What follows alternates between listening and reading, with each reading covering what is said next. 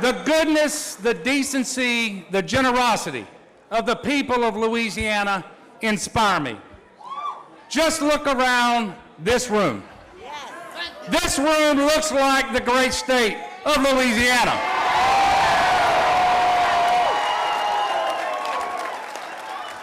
And this is your night even more than it is mine. You didn't just vote for me. You voted for 4 more years of putting Louisiana first.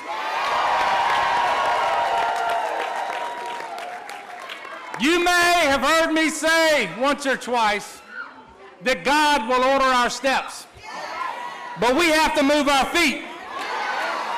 And you moved your feet to the polls. You picked up phones and you handed out yard signs.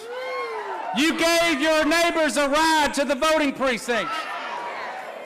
All of you have a reason why this election was important to you. And it may not be the same reason, but it's your collective experiences that make up the story of Louisiana. And by the way, you showed a lot of good sense because you also voted to re-elect my wonderful wife, Donna, as your First Lady.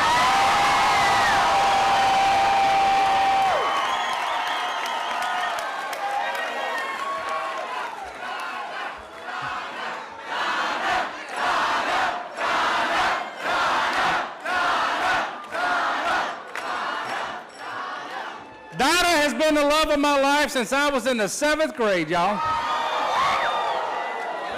She's been my wife for more than 30 years. But over the past 4 years, she has won the hearts of the people of Louisiana. She has worked tirelessly on behalf of Louisiana's children, and I know she's looking forward to continuing that work. I also want to thank my children, because they have sacrificed a lot of time with their papa. And I will tell you, my wife and my children had to endure nastiness and silliness that should never be inflicted on anybody.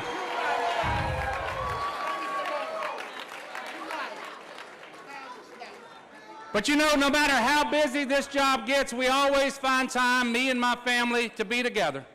And we have shared some pretty special memories over the past few years, whether it's going fishing with John Miller, alligator hunting with Sarah Ellen, or celebrating Samantha's wedding to Jonathan. And we did that a few years ago at the governor's mansion. But you know, I also want to thank my mother and my brothers and my sister. And I want to thank my in-laws as well, Bobby and Helen. Look, I could not have asked for a more supportive family. And the reason they believed in me is because they know the lessons instilled in us by our parents have guided my steps as governor, especially our faith and our belief in social justice. You know, I also want to tell you that I have been blessed with the hardest working, smartest campaign staff that there has ever been. And I want to thank Richard Carbo and all the folks who work for me. I told them on the very first day that we were not going to be outworked, and we were not outworked. They poured their hearts into this campaign because they knew that turning back on our progress was quite simply not an option. And to my staff in the governor's office and my chief of staff, Mark Cooper, and all the people who work for me, Jay Darden, Matthew Brock, and all my cabinet officials, I want to thank all of you for your hard work during our first term, and I want to thank you for the good work. You know, we faced some major challenges that first year in office, from the budget crisis to historic flooding, but together, we proved that there is no challenge that we cannot overcome. And one of the first people to share our vision for a better Louisiana was Linda Day, who led our first campaign for governor. You know, Linda passed away earlier this year after battling cancer. But I know that she is here in spirit tonight, and she is proud of the campaign that we ran.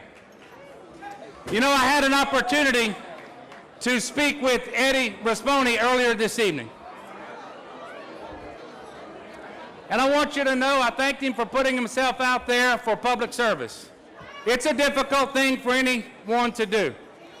We both agreed that the time for campaigning is over, and now our shared love for Louisiana is always more important than the partisan differences that sometimes divide us. And as for the president, God bless his heart.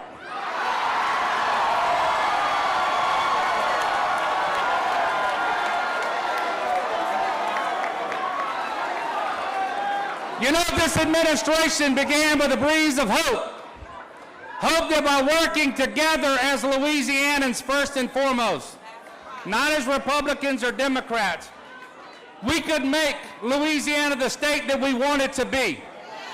And with every step forward, we turned that hope into action, and that is exactly what we're going to continue to do in our second term.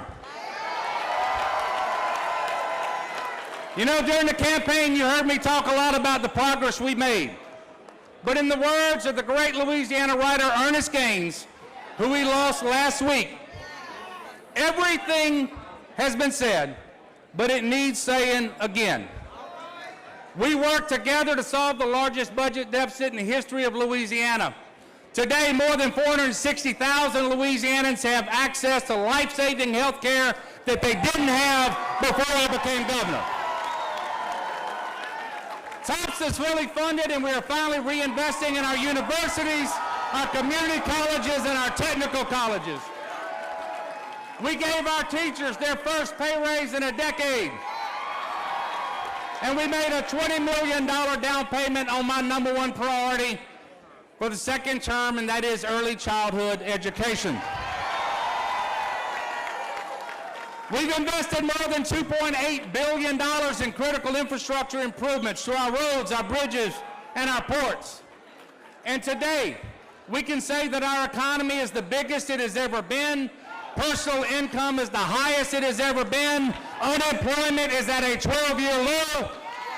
And we've attracted 175 major economic development projects, resulting in new capital investment that exceeds $41.5 billion and resulting in more than 36,000 jobs created. That's what we've been able to do.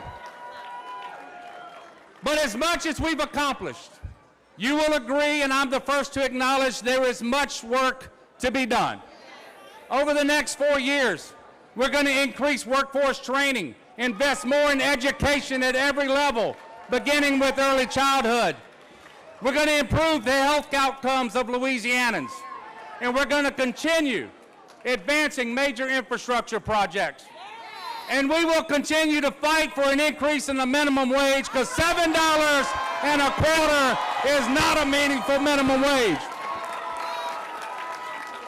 And we're also going to make sure that we pay women what we pay men when they do the same job and have the same qualifications. I know that we can achieve all of this and more because I've seen what we can do when we work together for the good of our state that we call home. If this campaign has taught us anything, it's that the partisan forces in Washington, D.C. are not strong enough to break through the bonds that we share as Louisianans. I have crisscrossed this state from Bastrop to Houma, from Sulphur to St. Joseph. And no matter where I go, whether it's the ballrooms or the union halls, the classrooms, church pews, festivals, or football fields, I am reminded that there is far more that unites us than divides us. You know, we always talk about how unique and beautiful our state is.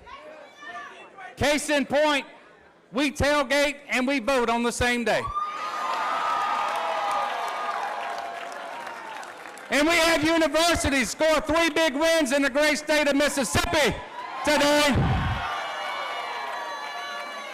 Most importantly, we all scored a big victory in the great state of Louisiana today.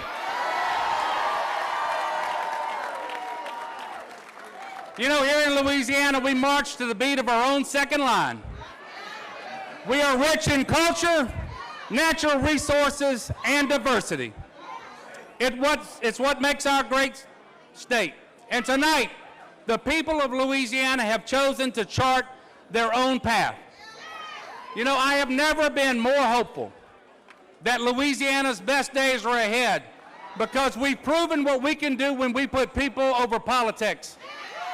Don and I are incredibly humbled by the trust you've placed in us. I told you 4 years ago, I would not let you down. For the next 4 years, I promise to work just as hard for you. And from the very bottom of my heart, thank you. I love you. Now let's get back to work.